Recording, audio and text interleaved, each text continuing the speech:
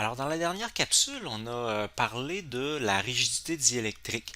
Dans le fond, quand on a un condensateur, comme celui qu'on a ici dans le petit vidéo, si on lui applique une tension trop élevée, le condensateur va exploser. En tout cas, il va y avoir un arc électrique parce que les deux armatures étant très proches l'une de l'autre, ils sont chargés avec des charges opposées. Alors évidemment, ces charges-là, ils ont tendance à vouloir sauter de l'autre côté. Entre les deux, il y a un diélectrique qui est un isolant, mais il y a une limite à ce que le diélectrique peut supporter. Donc si la tension devient trop grande, les charges vont tout simplement sauter de l'autre côté. Et ça va chauffer beaucoup. Le condensateur n'est pas fait pour ça, donc à ce moment-là, il va y avoir une explosion. Je vais vous montrer qu'est-ce que ça donne. Vous voyez ici, on a trop augmenté la tension, donc le condensateur a explosé, en tout cas il a chauffé, puis vous voyez qu'est-ce que ça donne. Donc on a plusieurs cas ici, celui-là il a même fondu. Donc plusieurs cas de condensateur où on a dépassé la limite qui est donnée par le fabricant d'ailleurs, qui est indiqué sur le condensateur. Donc vous voyez celui-là, il a vraiment explosé carrément. Donc ça veut dire qu'il faut respecter cette limite-là. C'est indiqué sur le condensateur, la limite à ne pas dépasser. Alors maintenant, je voudrais faire un exemple à ce propos-là. L'exemple va viser à illustrer comment on résout ce genre de problème-là, puis aussi à se rappeler, à se pratiquer dans le fond avec les différentes équations d'un condensateur.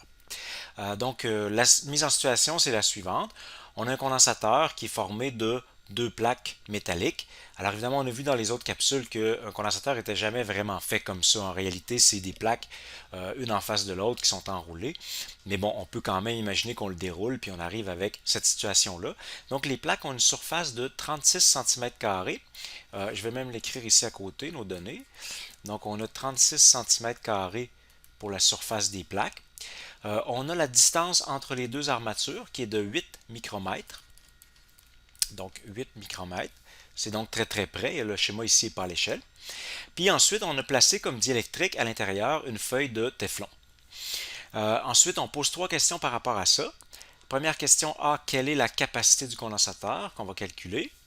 Donc on va chercher C. Quelle est la tension maximale que le condensateur pourrait supporter? On va appeler ça delta V max. Alors en fait, c'est ce que le manufacturier devrait indiquer sur le condensateur pour éviter qu'il se produise ce qu'on a vu tout à l'heure. En réalité, même le manufacturier va mettre aussi un facteur de sécurité. Au moins un facteur 2 pour être sûr qu'on ne se rende pas là. Ensuite, quelle charge le condensateur aura-t-il emmagasiné pour une tension de 120 volts? Donc on pourrait l'appeler peut-être Q120. La charge pour une tension de 120 volts. Alors, pour répondre à la première question, la capacité du condensateur. Je vous rappelle la formule pour un condensateur plein.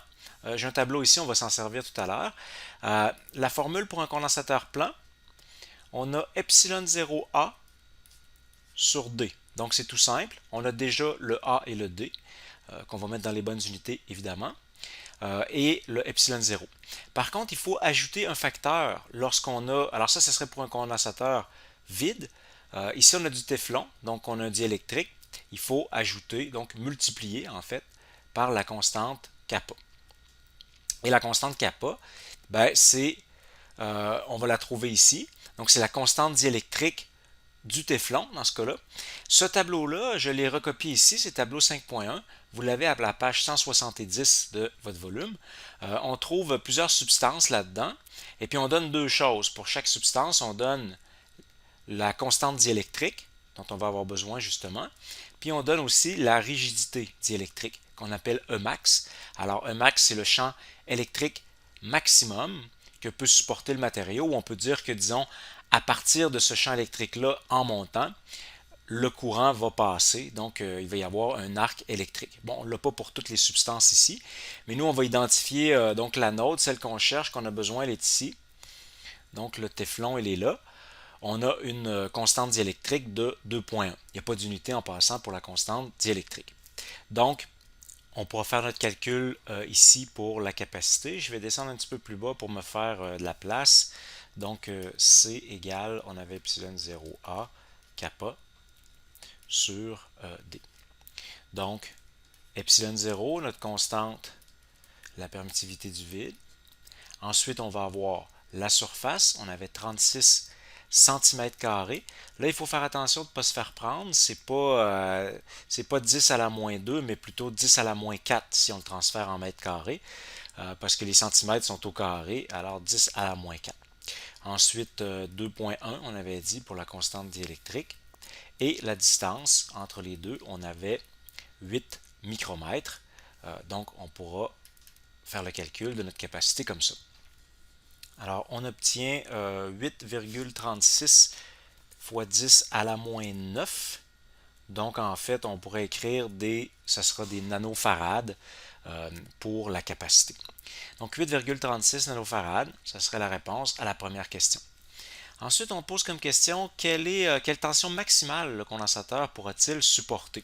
Donc, on veut le delta V max. Nous, ce qu'on a, c'est le champ électrique max. Alors, voyez, on l'a ici pour le téflon, là, c'est 60. Les unités sont en haut, là, c'est 10 à la 6 volts par mètre pour le champ électrique. Ça veut dire qu'en fait, le champ électrique ne doit pas dépasser cette valeur-là entre les deux armatures. Alors ici, ce qu'on va faire, c'est qu'on va d'abord supposer que le champ il est constant et uniforme entre les deux armatures. Alors ça, c'est vrai seulement si, par exemple, si on a des plaques infinies, mais bon, nous, comme on a 8 micromètres, ce qui est vraiment très petit, c'est 8 par 10 à la moins 6 mètres par rapport à l'aire des plaques. Donc, en fait, les plaques sont tellement proches l'une de l'autre qu'on peut considérer que dans presque toute la surface, le champ est pas mal constant. Et donc, à ce moment-là, la différence de potentiel entre les deux armatures, ça va tout simplement être égal à E fois D. Parce que si notre champ est constant, à ce moment-là, on peut simplement le multiplier par la distance pour avoir la différence de potentiel. Alors nous, ça veut dire, on disait tout à l'heure, on a vu dans le tableau que le champ ne doit pas dépasser 60 par 10 à la 6 volts par mètre. Vous voyez, même les unités, c'est des volts par mètre. Et on a 8 micromètres entre les deux armatures. Alors, si on multiplie les deux ensemble, on obtient la différence de potentiel à ne pas dépasser. Alors, le calcul nous donne 480 volts. Donc, il ne faudra pas dépasser cette valeur-là pour pas qu'il y ait un arc électrique. Maintenant, pour répondre à la question C, quelle charge le condensateur aura-t-il emmagasiné pour une tension de 120 volts? Alors, pour répondre à cette question-là, là, on est sur la charge. Donc, je vais prendre un petit peu de place ici. On va revenir en fait avec la définition de la capacité. Alors, la capacité d'un condensateur, c'est la charge qu'il porte divisée par la différence de potentiel à ses bornes. La capacité, c'est une caractéristique du condensateur. Ça ne change pas une fois qu'on a construit le condensateur, c'est toujours la même. Alors 8,36 nanofarad, c'est ce qu'on avait calculé tout à l'heure. On cherche la charge pour une différence de potentiel de 120 volts. Donc c'est aussi simple que ça. Il s'agit d'isoler la charge dans cette formule-là. On multiplie l'un par l'autre. Alors ça donne 1,00 en fait par 10 à la moins 6 coulombs, ou encore on pourrait écrire 1 microcoulomb pour la charge sur ce condensateur-là. Alors juste une petite note pour terminer sur la grandeur de cette charge-là. Vous voyez comment les charges sur les condensateurs en fait sont très petites.